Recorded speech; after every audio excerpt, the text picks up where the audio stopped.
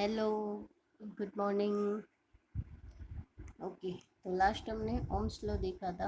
अब आगे देखते हैं what is electrical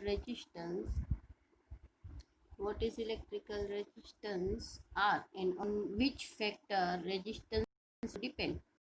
Explain how resistance of the conductor depends on its dimension property of the conductor due to which it opposes the motion of charge through it. It is called resistance. तो वो कैसे conductor की dimension depends है resistance, वो हमें यहाँ पे explain करना है। तो आगे हमने देखा था कि R equal to V by I n, उसका जो यूनिट है वो है ओम।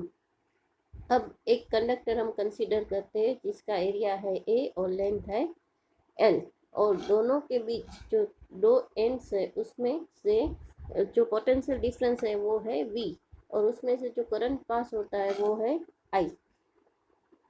अब हमें पता है, और अब नेक्स्ट हम लेते हैं कि ऐसा ही सेम लेंथ का और सेम एरिया का दूसरा कंडक्टर साथ में ज्वाइंट कर देते हैं। तो लेंथ हो गई 2l, यहाँ पे potential difference v plus V यानी कि 2v हो गया, और यहाँ पे जो भी है करंट तो वही पास हो रहा है i।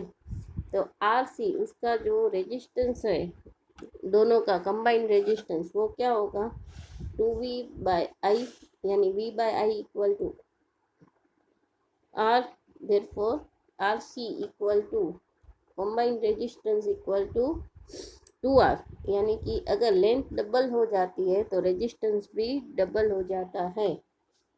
ठीक है, तो R is directly proportional to L। R is directly proportional to L। अब उससे अगर एरिया हम आधा कर दें, अगर कंडक्टर को इस तरह से काट दे बीच में से, राइट, तो करंट कितना हो जाएगा, यहाँ पे करंट है वो हाफ हो जाएगा, यानी कि combined resistance V upon potential तो वही रहेगा V, बट करंट कितना होगा, आधा, यानी I बाई 2। ठीक है, तो ये 2 ऊपर चला जाएगा यानी 2V बाई आई अगेन।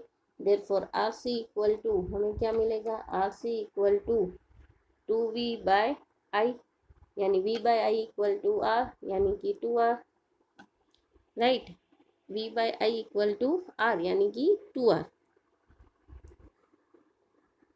तो वही, यानी कि अगर एरिया आधा होता है, एरिया अगर आधा होता है तो करंट डबल हो जाता, सॉरी रेजिस्टेंस है वो डबल हो जाता है।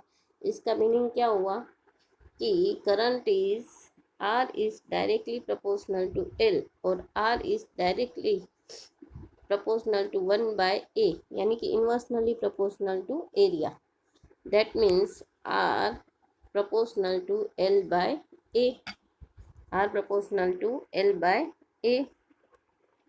ठीक है, तो यहाँ पे अगर प्रोपोर्शनलिटी निकाल दें तो हमें एक कांस्टेंट चाहिए, और वो कांस्टेंट को हमने नाम दिया रो, और proportionality constant rho is called resistivity. Proportionality जो कांस्टेंट मिला वो है हमारी रेजिस्टिविटी।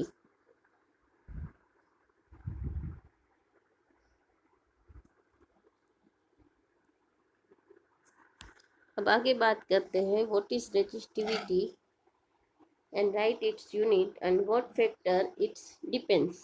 तो रेजिस्टिविटी क्या है, ये 2 मार्क्स का क्वेश्चन है, आ सकता है।